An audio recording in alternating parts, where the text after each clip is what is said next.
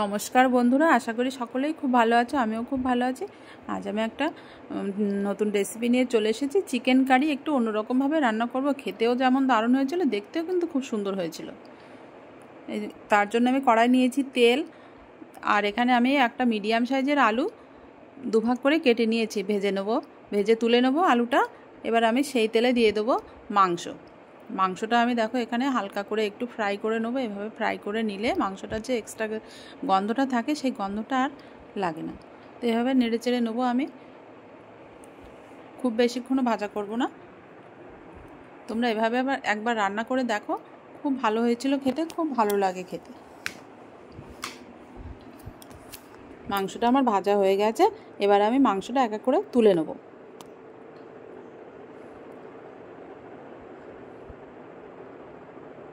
দিয়ে দেবো সেই তেলে গোটা কয়েকটা শুকনো লঙ্কা, তেজপাতা, লবঙ্গ, দারচিনি। একটু নেড়ে চেড়ে নেবো। এবার আমি দিয়ে দেবো মিডিয়াম সাইজের 4টে পেঁয়াজ আমি কুচু কুচু করে কেটে রেখেছিলাম, দিয়ে দিয়েছি। এবার দিয়ে দেবো একটু স্বাদ মতন লবণ, আর দিয়ে দেবো আদা রসুন বাটাটা দিয়ে কিন্তু ভালোভাবে মশলাটা কষে নিতে হবে, যাতে আদা রসুন বাটার কাঁচা গন্ধটা না থাকে। এবার আমি দিয়ে দিলাম 2টো টমেটো, আমি এখানে পেস্ট করে রেখেছিলাম। টমেটো 2টো দিয়ে একটু নেড়েচেড়ে নিয়ে আমি লো ফ্লেমে বেশ মশলাটা কষাবো। এবার এদিকে আমি মাংসটা একটু মশলা মাখিয়ে নেব।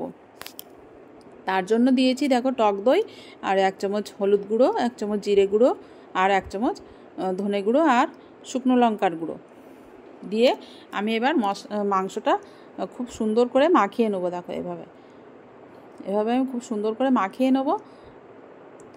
হাত দিয়েই মাখাবো, খুব সুন্দর করে মাখাবো যেন মাংসর সব জায়গায় মশলাটা বেশ ভালো করে মাখে। এভাবে তোমরা একবার রান্না করে দেখো, খুব ভালো হয় খেতে, খুব সুন্দর হয়েছিল খেতে। ব্যাস আমার মাংসটা মাখিয়ে রেখেছি। এবার আমি সেই মশলাটা দেখো তেল ছেড়ে দিয়েছে। এবার আলু দুটো দিয়ে একটু নেড়ে চেড়ে নেবো। এবার নেড়ে চেড়ে এবার সেই মাখানো মাংসটা আমি দিয়ে দেবো মশলার ভিতরে, দিয়ে আমি নেড়ে চেড়ে নেবো।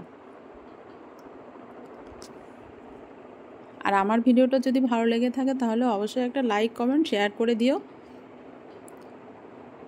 এভাবে মিনিট 10 আমি ভালো করে কষিয়ে নেব।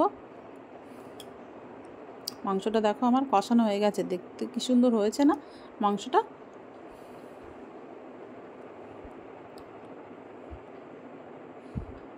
মাংসটা আমার কষানো হয়ে গেছে। এবার দিয়ে দেবো ঝোলের জন্য জল। আর জলটা কিন্তু তোমরা সবসময় গরম জলটাই দেওয়ার চেষ্টা করবে, কারণ গরম জলটা দিলে কিন্তু তরকারির একটা আলাদাই টেস্ট হয়, খুব ভালো লাগে গরম জলটা দিলে। এবার আমি একটু মাংসটা ঢেকে দেবো। মিনিট 10 হাই ফ্লেমে রান্না করে নেবো। দেখো মাংসটা কিন্তু আমার হয়ে এসেছে, খুব সুন্দর কালার হয়েছে। আর এবার আমি দিয়ে দেবো একটু গরম মশলা। এবার আমি দিয়ে দিচ্ছি একটু গরম মশলা। এইভাবে তোমরা একবার রান্না করে দেখো, খুব ভালো হয়েছে খেতে।